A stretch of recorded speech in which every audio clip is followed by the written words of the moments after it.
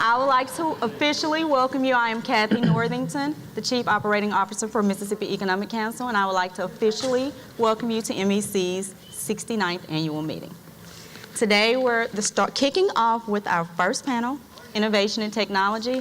Joining me on stage today are some of our top leaders in innovation and technology that's going to talk about the latest developments, the trends, and what's going on in the state of Mississippi with technology and innovation.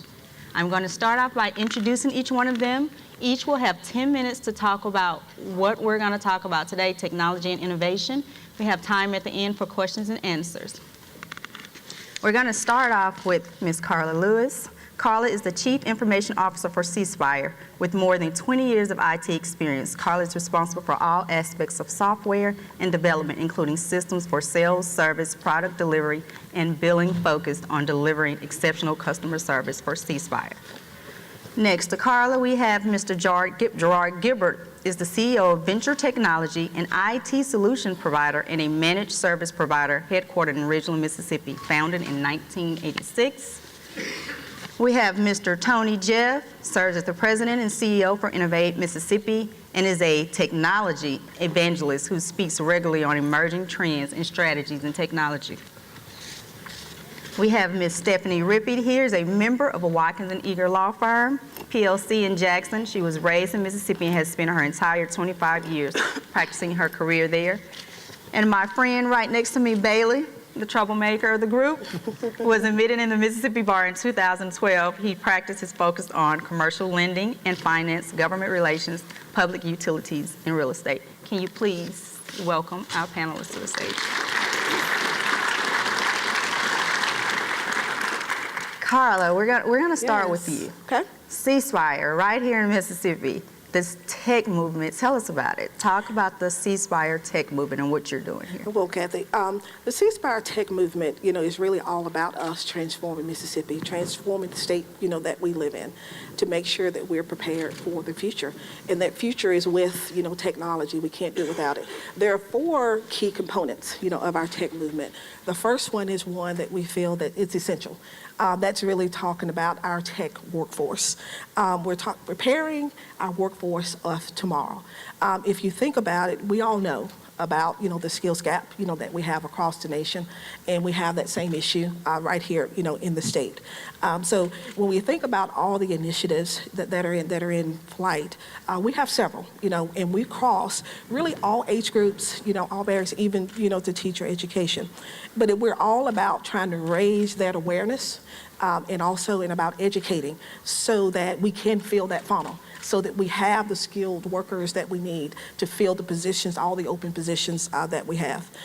We talk about the state initiative is one of the areas that we're partnered with the state and with CS4MS, which is the state initiative to get computer science into all of our Mississippi classrooms, and working with them and trying to help us in the area of teacher education, teacher training, so that everyone is equipped, right, really to train and teach our students, and also to help them understand that there is a great career path, but it's also a career path that's very, very important to the future of our economy. C3, we call it the C Spire Coding Challenge, is another key component of that tech workforce area. That's a coding competition where we bring area high schools really across the state to our office to participate in a day-long competition. And it's about coding, but it's all really about teaching them those computer science concepts, those problem-solving skills, those critical thinking skills that they need to have to be able to fill the positions, of the future. And we're also going to start really a C3, for younger age students as well, because we know that this conversation needs to start very early with our kids. We are a founding sponsor of the Basecamp Coding Academy, which is another key component of this. If we're going to help fill that funnel, fill that pipeline, we had to have other alternative means of really getting skilled people to fill the jobs that we have. That is a 11-month long, vocational program that really prepares students right out of high school with that training to enter the workforce. And I can say that C Spire has successfully done that, and hired for those students from the inaugural class, and we're preparing to do the same with the second class, that's going through. And we've proven that model really works. Many of you have probably seen Pepper, and that's all about, bringing technology and robotics, that's our human robot, to our youth. And again, it's all about that awareness. It's all about them connecting the dots from where they are today and also knowing what those opportunities can be like in the future.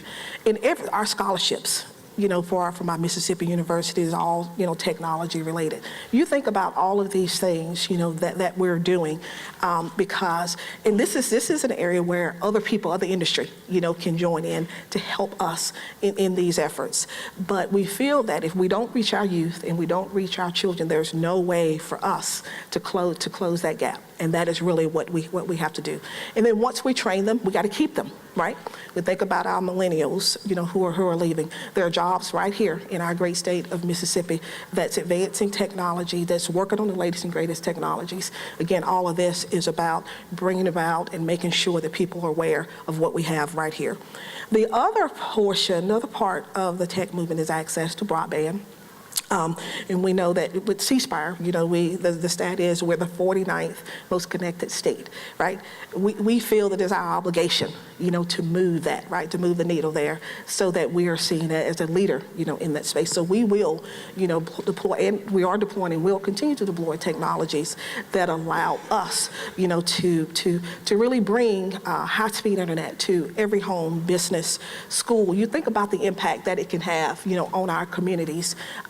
Because without us, we feel like that we won't get there, and that's why we're pushing that initiative. Tech innovation. You think about bringing about efficiencies in what we're doing. We have a smart city trial within Ridgeland right now. You think about bringing efficiencies to our cities. Think about telehealth and what that can mean, to the individual with health conditions, Internet of Things. Digital experience is the fourth part of that. That is truly us, really about us being easy to do business with, having that digital first, mentality. And it's very important for us using artificial, intelligence and machine learning, those technologies that allow us to really truly change how we interact, with our customers and providing that superb, customer experience. You think about all four of these categories combined together are very powerful, in helping us really to move Mississippi from where it is to be in the top. Our goal is to be number one. And we feel that it's our obligation as one of the technology leaders in the state to lead that effort, and that is what we're doing. Thank you. Thank you, Carla, and thanks for giving us that insight on what C Spire is doing in the tech movement. This is the technology panel, so if you have one of these technology devices, go to #AnnualMeeting2018. If you see something or hear something that you want to share, please post it. And for those that are not quite into the tech movement, you can hit pound Annual Meeting 2018 MEC. We're going to move over to Jared. Jared, we're talking about this iCloud and iCloud technology. Can you tell us about it? Give us some insight on what it is, what can we expect from it, how can we use it for our companies, our corporations, personally? Talk to us. Sure. Yeah, so I get to talk to you today about something that you just don't hear anything about, the cloud, right? You don't hear that word. It's kind of out of sight, out of mind. No, really, the challenge with the term itself is how do you define it? And one thing about the IT industry is that there are no definition police, if you will. It really takes on whatever form you want. So in some circles, it's considered a computing platform. In some, it's considered a technical architecture. It could also be considered a consumption model. It could also be considered a religion. You see, Moses was the first person to ever download data from the cloud on a tablet.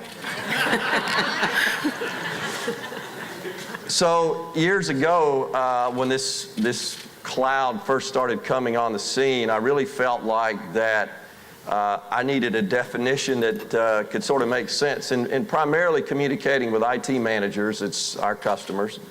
And so my definition simply is that it really refers to a model where a highly efficient, rapidly scalable, highly virtualized asset pool of IT infrastructure assets are used to deliver IT services, IT functions as a service through either private or internet connectivity.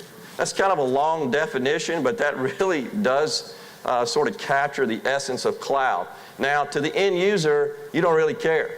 You just know that when you've got your mobile device, your tablet, your laptop, your PC, you want to log on to some application, you want to consume data, you want to connect, you want to access, you want to process.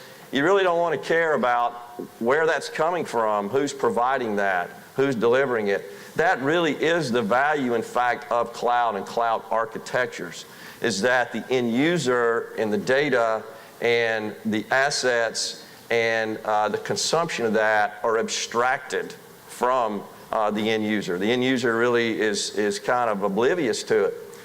One day you may log on, and you probably don't know this, but your data and your programs may exist on a server somewhere in a data center, somewhere in the world, and the next time you log on, it could be in another data center, on another server, on another storage device, somewhere else in the world. That's really the essence of cloud.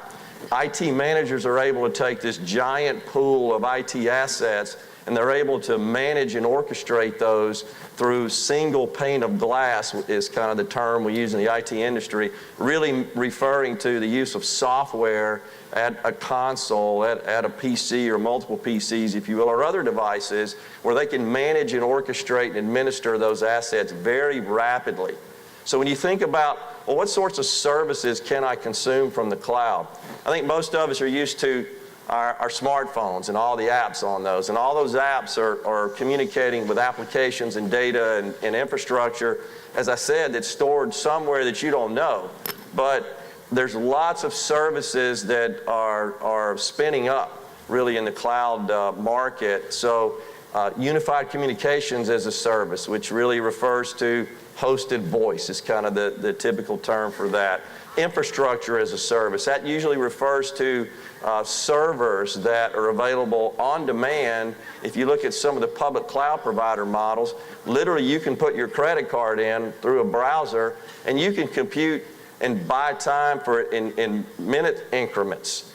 You don't have to contract for anything long term. So you just need a server and you need to put some data and programs out there and do some processing for a temporary period of time. You can see how valuable this is to the software development environment, where they go to management and say, look, you want us to do this project, for example, and it involves the development of software applications. We need all these assets, but we only need them for 6 months. So you got to go spend millions of dollars, bring all that stuff into premises, write those software applications, deploy them. Well, we don't need those assets anymore. That's really was the genesis of cloud, frankly, was for software development. But it's gone way beyond that, far beyond anything we ever expected. But software as a service, you're probably familiar with Salesforce.com.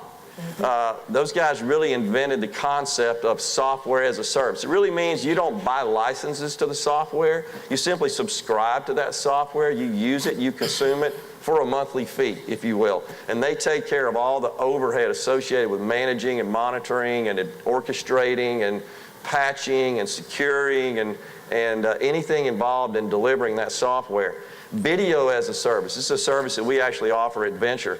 Wi-Fi as a service. You don't think about that, but rather than you purchasing all of those assets, managing that, having all the people to take care of that internally, you can purchase that as a service and consume it as a service from providers that do that really for a living.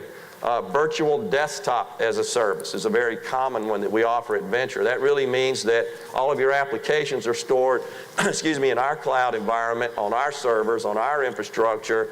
You simply go to your PC and you've got really nothing installed on it but a browser, you log on, and there's your desktop, which is served up from our infrastructure, and you just pick the applications you want to use, you consume those, and you pay for that essentially as a service. How about new services? Authentication as a service. You can kind of figure out what that is. Compliance as a service. Project management as a service. We're moving to a consumption-based economy, clearly, and I think the cloud is driving that. A quick case study of one we just completed at Venture. We currently have about 50,000 subscribers, individual subscribers to our cloud services. We have a multi-data center, geodiverse footprint that includes our data center in Jackson at the Jackson State East Center. It's been around since 2001 when we launched it. It's experienced less than 5 hours of total downtime in the 18 years it's been in service, and that includes Hurricane Katrina, where we didn't miss a beat. All of our backup systems tested for months and months. When we finally had to put them into production use, they came on, they powered our systems. Our users, which are all over the country, some outside of the country, continue to compute. We'll note to you that we had water problems out at the Jackson State East Center, so we couldn't use the bathroom, but we kept computing. Never lost computing. We have a customer called Omron.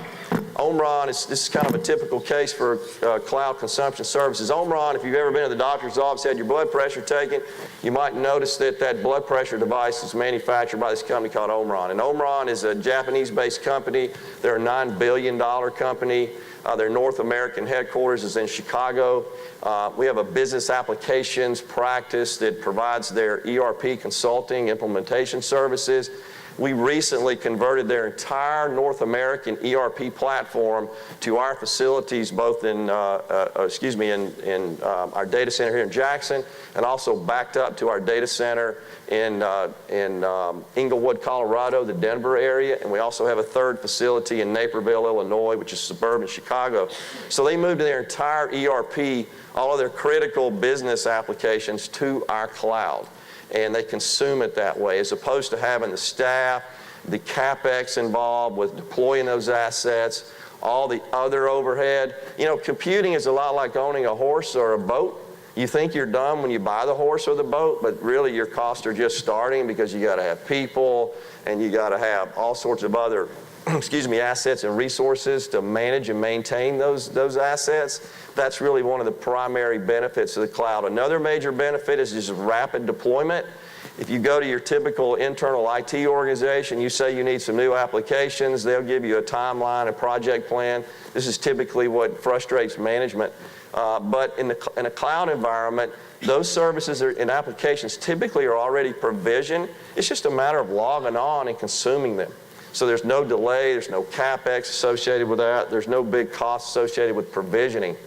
There are risks, of course, with cloud technologies. You know, one that's top of mind is security. If you've been watching what's going on the Hill lately, you see Facebook under a lot of scrutiny by our Congress. What is the role of government? What is the role of regulation in cloud technologies and data in general? I'm not really sure. Not prepared to talk about that, but just know that the more we adopt cloud, the more these challenges are going to face us. There are challenges from an internal perspective. There are compliance challenges that you've got to be concerned about. For example, we host the cloud environment, the application environment for about 75 emergency 911 facilities in the western United States and in Florida. And our cloud systems and our data centers have actually undergone a criminal justice information systems compliance check, which means that we are certified by the CJIS Institute to host critical data that applies to the criminal justice environment. You may know about Amazon as a major cloud provider. What you probably don't know is that Amazon makes little or no money off their core business, the one you're familiar with, where you go online and buy stuff and they ship it to you. They just started making money on that 2 quarters ago. They lost money up until then. On the other hand, about 90% of their profit comes from Amazon Web Services, AWS. They're arguably the largest public cloud provider in the world. That's really where their money comes from. You can go on, like I said, put your credit card on and start computing. We have a customer switch networks. You ought to take a look at those guys. They maintain 3 data center facilities in the western United States. I guarantee you, if you're on your phone right now or sometime today, you're using data that is being transmitted and traversing their infrastructure. 7.2 million square foot data center facility in Reno. Happy to say we were a participant in the provisioning of those IT assets there. Totally powered by renewable energy. Both Microsoft and Apple and all their data center facilities and all of their cloud facilities are also powered totally by renewable energy. I noted that Microsoft announced earlier this week their Singapore, their Pacific Rim facilities are now totally powered by solar. And this is kind of a trend I think you're going to see. The cloud industry is about $300 billion currently. It's actually quite small. The IT industry globally is about $4 trillion. So it's about 10%. You're going to see those lines cross as time goes on. You're going to see new services, new value propositions, new applications that we can't even think about today, and you're going to see lots of disruption. So get ready. The cloud is here to stay, and it's going to get bigger and better. Thank you, Gerard. You've heard about the cloud, and you've heard how it can enhance productivity in the workplace. And we also heard right here at annual meeting that Moses was the first to use the cloud on his notebook. So with that lead in, the evangelist of technology, Mr. Tony Jeff, tell us, the Department of Labor forecast that there will be 1.5 million jobs needed by 2020 in the industry and science and technology, but there's only 500,000 that are enrolled in these classes to take these, to fill these jobs. So that's a 1 million person job gap. Can you talk to us about that, Tony? Tell us what Innovate Mississippi is doing to fill that gap. Sure, thank you, Kathy. And for those of you not familiar with Innovate Mississippi, it's really easy to think of us a lot like the Mississippi Shark Tank organization. We work with the earliest stage technology and innovation companies, and we've worked now over a 15-year history with a little more than 1,300 companies who've raised about $172 million. So it's no Silicon Valley in that regard, but it is in many ways a very active area of economic development in the state. And we work in a really kind of simple model.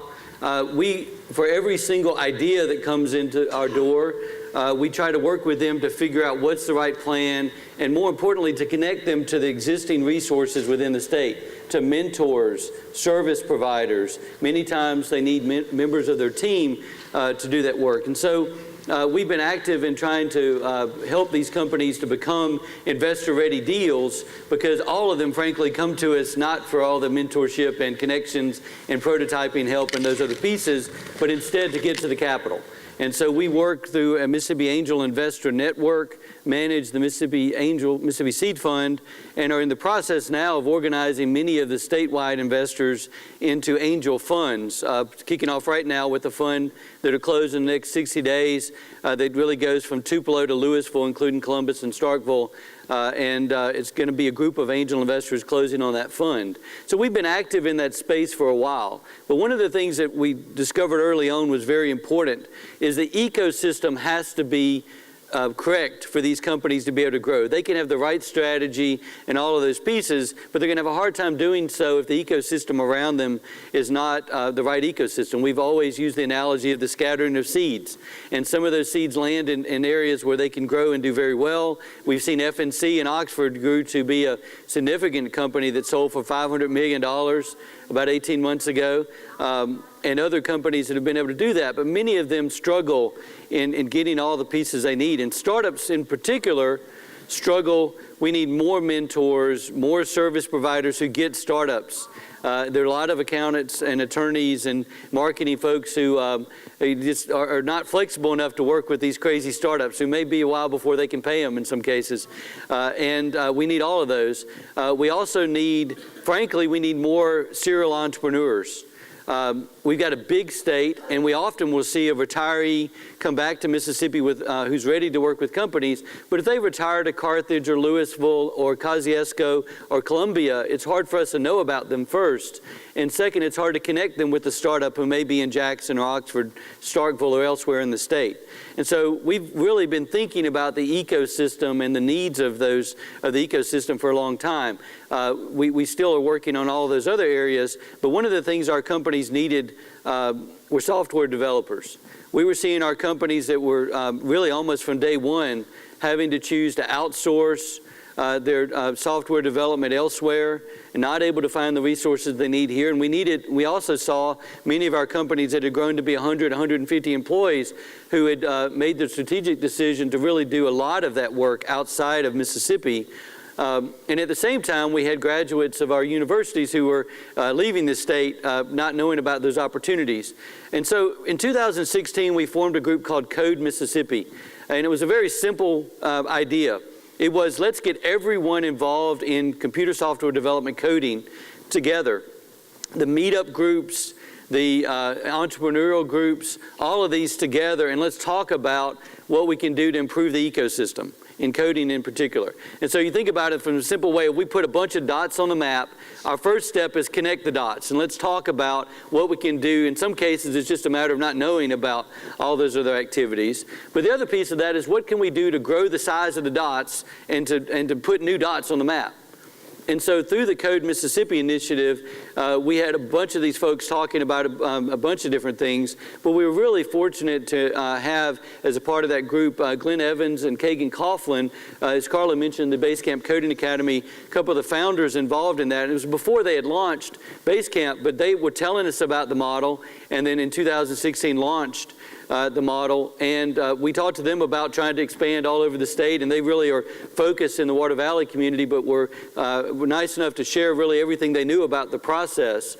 And so we launched in 2017 the Mississippi Coding Academies, with a Coding Academy here in Jackson and also one in the Golden Triangle in Columbus, really under a model that is unique, I think, to Mississippi, really invented by the Basecamp model, to take recent high school graduates not going to further college. Some of them, in our case, have been to college, community college, or even a four-year college, but they're not going to further college. We're not trying to steal away software engineers, but mostly for family situations, not pursuing further college. Enroll them in a very employer-driven program for 11 months, full-time, 9 to 5, Monday through Friday. They're frankly getting more coding instruction than a master's software engineering person would get from that intense program that's being run. And what we found from this program is the key is to have employer involvement. The employers develop the curriculum. The curriculum varies a little between Jackson and Columbus, and it'll vary for our next one on the coast or in Vicksburg or wherever else we do the next one, because the local employers are involved from day one on the curriculum, frankly on the selection of the students, the coders that are coming in, on the evaluation process of those students and those coders.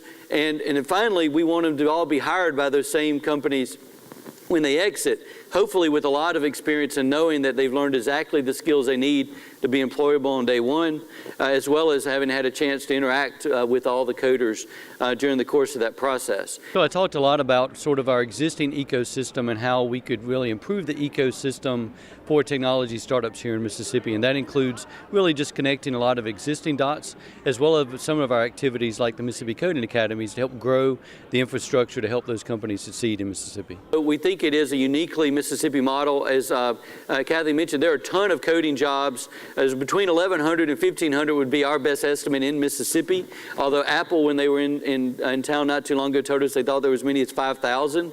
And we're also hearing from lots of employers that they don't do that work here because they can't support it. That if they actually could support doing the software development here, they would love to have their own unique systems, but because they know they're not going to be able to support that through employees, they know they're not going to be able to develop in the first place. So we know if we filled 1,500 jobs, there'd be another 1,500 basically in that space. And so One of the things that's interesting about the Coding Academy is it is so employer-driven. We're literally trying to get every employer who's likely to hire software developers in the next few years involved in the program. We think there's going to be a really something special about these employees. These are folks with deep Mississippi roots. What we found, even from talking to a lot of the employers, it's not at all uncommon for the employers to hire coders and software developers, pay 25% of their first year salary for a finder's fee, pay relocation, and it's almost guaranteed, unless they meet somebody that becomes their spouse or put down other routes like that within 3 years they're looking for another job elsewhere. And they've been trained here and are likely to leave. But we think the coders under this Mississippi model are not going to be that way. Just like with Basecamp, they're interested in local positions, despite the fact that they're only today Water Valley, Jackson, and Columbus academies. They're interested in positions anywhere in Mississippi. And so we want every employer that is likely to hire software developers in the next few years to be involved in the curriculum development, all the other aspects of that. I would add to that Innovate Mississippi, normally in this situation, I have the same ask. I say we need better ideas because we need better startups. We need better mentors because we can never have too many. We need better service providers who are willing to work with these startups and the quirkiness of some of these crazy entrepreneurs and willing to get paid for that, but have to be flexible in the way that works. And then we need more investors because there are always going to be opportunities for investment in some of these companies. And we have ways through the angel funds to get them involved in a way that's less risky. They get to diversify the risk a good bit more. But I will add the final thing that now that we're doing the Mississippi Coding Academies is we absolutely need anyone who's likely to hire software developers. Find me, Janet Parker from our office, and someone else afterwards in the back or anytime today. Love to get you engaged in the process so that we can get this next generation of coders developed in Mississippi and working with you in positions that we think are going to be 20 and 30 year positions, not the normal 2 or 3 that happen from bringing in those resources from out of state. Thank you, Tony. So you've heard from Carla about the C-Spire Tech movement. You've heard about cloud technology. Tony, Jeff is trying to connect the dots with these industries to fill these jobs with coding academies and connecting the employer with the students and finding the need. We have Stephanie and Bailey here. With all that going on, how do we protect ourselves? How do we protect our corporations personally and within our organizations? And how can we train our employees to be prepared for this? Stephanie, Bailey. Yeah, so I always feel like I need to make a public service announcement and say, and thus ends the uplifting part of the program. Wah, wah, wah, and you can hear from the lawyers who they save for the end. Bailey and I are here to talk to you today about some of the risks that come with all the cool technology and the innovations that are going to bring jobs to the state and do incredible and uplifting things. But there are some risks associated with that. And Bailey and I are going to talk to you about, I don't know if that's me, the concepts of data privacy and data security. People use those terms interchangeably, but they're not really interchangeable. They overlap. Data privacy is the concept that if I, as a user, give you, my banker, let's say, some of my personal information, you are able to use it, and you're able to use it in certain ways, but only as we've agreed and as I've consented. And if you use it some other way or try and sell my data, when I didn't agree to that, that would be a violation of my data privacy.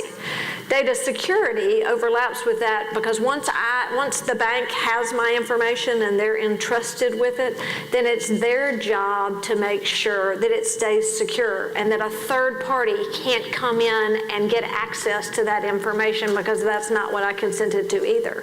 And not only is it focused on you and your business and your employees, but let's say, for example, if I give my information to the bank and I say the bank can use it in certain ways and the bank elects to store it in Gerard's cloud, which I'm sure is very safe, still the bank is responsible if something happens with one of the vendors that they let store the information for them. So the ripple implications of what can happen if you are not maintaining data privacy or can be very great and can be expensive to your company. And I think the message that Bailey and I probably want to leave you with today is that it's now an issue that's front and center. You've got to focus on data privacy and data security, and you are going to have a plan now before anything bad has happened to your company, a plan, and it's not going to be enough for the computer guy to understand what you're doing and for the CEO to understand what you're doing. You're going to have a plan from top to bottom that everyone and all of your employees are invested in and understand, because your employees are going to be your greatest asset who are interacting with the technology that brings the risks. And I think Bailey is going to talk to us a little bit about some of the risks that are out there. You can imagine data breaches are expensive, regardless of what size company you are. In 2017, the average cost of a data breach was about $225 per record stolen. So even in data breaches involving small companies, the number of records stolen often reached into the tens of thousands. And so, you can do the math and it adds up quick. But, in terms of your workforce and your employees, as Stephanie said, you would probably say that your employees are your greatest asset, but they can also be your greatest vulnerability. They're interacting with your company's technology on a day-to-day basis. They're using your computers to surf the internet, access email, and access the data that's stored on your networks. Additionally, it's becoming increasingly common for employees to use their own smartphones and tablets to access company email remotely. And as you know, company email often contains sensitive information. So this situation really presents a big risk for most companies. And the primary reason is that in so many cases, employees simply don't understand how their use of your technology can cause your company significant harm. Criminal hackers today are using increasingly sophisticated tools and methods to actually target your employees individually. One of these methods, for example, is something called social engineering. So a criminal hacker will research your company, and he will figure out what its organizational structure looks like, what its hierarchy looks like, who works for whom, who works in what department, and he will also research your employees individually. Using social media, that hacker can figure out who your employees are friends with, what they're interested in, what other organizations they're connected to. And he can use all of this information to attempt to manipulate and deceive your employees into giving him access to information that he should not have. And this is, one example of this would be a criminal hacker sending an email to someone in your accounting department. Let's call her Jane. All right, so Jane gets an email from this criminal hacker, but the email looks like it's coming from your chief financial officer. The header in the email has his email address, it's identical, and the body of the email is well written. There are no grammatical errors, and it might be asking for information that would allow someone to access your network. Now, this email is, of course, a forgery, but Jane doesn't know that. And from her perspective, this is coming from the CFO, someone in a position of authority over her. I mean, this is her boss's boss. And so, human nature being what it is, Jane doesn't want to make trouble by picking up the phone and calling the CFO and asking him, hey, did you actually send this email? Instead, she simply responds with the information requested and does not realize that she's interacting with a criminal, not your CFO. Another quick example would be a similar situation in which a hacker emails Jane, but the email this time contains something called ransomware, which I'm sure y'all all have heard of. It would be in an infected attachment, so a PDF or a Word document, and the email would ask Jane to click on the document and review it, which is a reasonable, non-suspicious request. It's normal, and from Jane, again, this is coming from a trusted source, and as soon as she clicks on it, that ransomware would be downloaded immediately onto your company's servers, and it would encrypt that data, and you would get a message from the hacker that would essentially be, he would tell you what's going on, and he would say that he's happy to provide you with the key to decrypt all that information and get your files back in exchange for $10,000, right? So he's holding your company's files hostage. And this is something, it's common, and these things they're hard to spot. But these are just some examples of how your employees, well-meaning, well-intentioned employees can cause a lot of harm to your company, not realizing it just because they don't know how to interact with your technology responsibly and safely. But I think Stephanie is going to tell us a little bit about some things that you can do to address these issues. Yeah, so I don't know if y'all have seen it in the newspapers, but there was a ransomware attack on the city of Atlanta in the last couple of weeks, and it shut down city services for days and days on end. So what is a business to do? Because I don't know about y'all, but when I'm watching the news and I'm thinking if Mark Zuckerberg, who's like Mr. Computer, can't get it right, what on earth am I going to be able to do to try and get it right? And I think the good news for businesses out there is that you don't have to get it right? You don't have to make sure that your business is an impenetrable fortress that no one can get into. What you that was mine.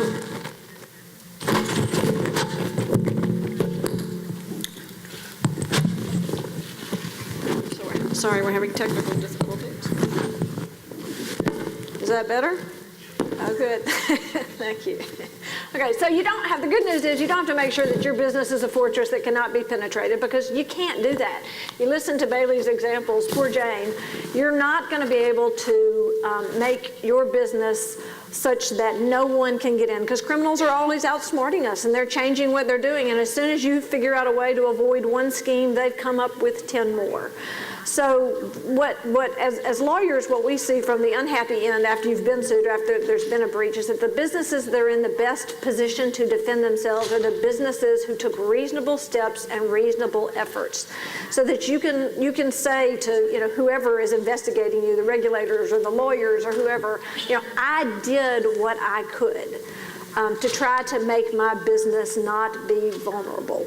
And a couple of the things we've already alluded to is that you need to have a good information security policy in place, and it needs to be written down.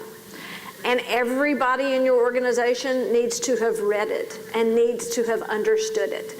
I also think that if you will stop and explain to people, you can give people a whole policy manual and say you're responsible for knowing this, and sign here that says you read it or whatever.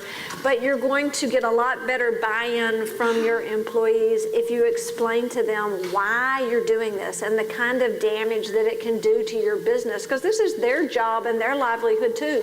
Bailey was talking about the cost. That's the financial cost of a data breach, but that doesn't even get the $225 a record, which is the price now, doesn't even begin to touch the reputational damage that you're going to have to try and repair for your business. And so having good policies and informing your employees what they are and why they are in place and what you are trying to protect to get employee buy-in is going to be a huge starting point for you. And then I think the most important thing from there is to make sure to train your employees. And again, you've got to train them all the way from the top down to the bottom. And I think that Bailey is going to talk to us a little bit more about the training of employees to try and protect your business. Yeah, we don't have time to talk about all of the things that you should cover in the training. I wish we did, but that's a lot. But I would say one thing as to how you conduct the training itself. A lot of companies will hold one training a year, and it will be maybe all morning or all day, sometimes more. But most people don't pay attention very well after about 45 minutes. It's hard. So you really lose the majority of your employees after that 45-minute to an hour mark. So something that we recommend is that companies, instead of doing one big training session once a year that people end up forgetting about months later, split it up into different subject matters and different training sessions that you maybe do on a quarterly basis. And these training sessions are shorter. And something, this does two things. Number one, it promotes better retention by your employees. They remember more of what they learned. And number two, this regularity of training will serve to keep data privacy and data security on the forefront of your employees' minds, because that's really where it needs to be. Like we said, they are interacting with your technology on a daily basis, and so this needs to be something that they're thinking through regularly. But we think if you go with that approach, that will pay dividends in the long term. But I believe that is all the time we have. I appreciate you having us today and for your time. I'm going to turn it back over to Kathy. Thank you, Bailey. Thank you, Stephanie. Like Stephanie was mentioning earlier, yes, we're talking about technology and we're talking about innovation, these great ideas, but there are also another group of people who are thinking about great ideas to get to this information and use it. So with all that being said on stage today, we have a few minutes for questions and answers because I'm pretty sure there's someone out there that want to know about the cloud or want to know about the tech movement or how you can connect the dots with Innovate Mississippi. Our message here today was to inform employers how important it is in today's environment to create a culture of responsibility and security when it comes to data privacy and data protection. And it's important now that you train your employees so that you are prepared to survive if you have a data breach. Criminal hackers are using increasingly sophisticated tools and methods to target employees individually. One of these things is what we refer to as social engineering, and that involves learning about your company and your employees and learning, through the use of social media, who their friends are, what they're interested in, what organizations they're connected to, and they use all of this information to really try to manipulate and deceive your employees into giving them information or access to information that they should not have. And one good example of this is, let's say, a cyber hacker, a criminal hacker, sends an email to someone in an accounting department. We'll call her Jane. So Jane receives an email from this criminal hacker, and it looks like it's come from the company's CFO. It's come from his email address. It's very well written, no grammatical errors, and it might be asking for information that would allow someone to have access to that company's data networks. And from Jane's perspective, it looks legitimate. It looks like someone, it's coming from someone who in a position of authority over her. And when she receives it, she doesn't want to make trouble by picking up the phone and calling the CFO and asking him if this is actually him. So she simply responds to the email and provides the information that was requested, not realizing that she's talking to a criminal. That happens all the time, and it's hard to spot. Another example might be a situation very similar to that, where a criminal hacker sends an email to Jane, and Jane receives it, but this time it contains ransomware.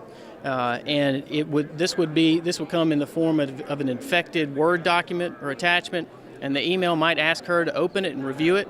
Again, it's coming from the CFO, and it's not suspicious, and so she opens the email and it downloads this ransomware onto the company's servers, immediately encrypts all of their data, and then they get a message from the hacker that says, look, here's the situation. I'll gladly provide you a key to allow you to get your files back and decrypt all of this information in exchange for $10,000. And that's also very common, and the FBI gets involved in a lot of these cases, and many times they say just pay the ransom because there's not that much you can do once this has happened. So it's critical that you train your employees so that they understand how to safely and responsibly interact with your company's technology, and that will go a long way in securing your business. How serious is the problem of cybersecurity in Mississippi?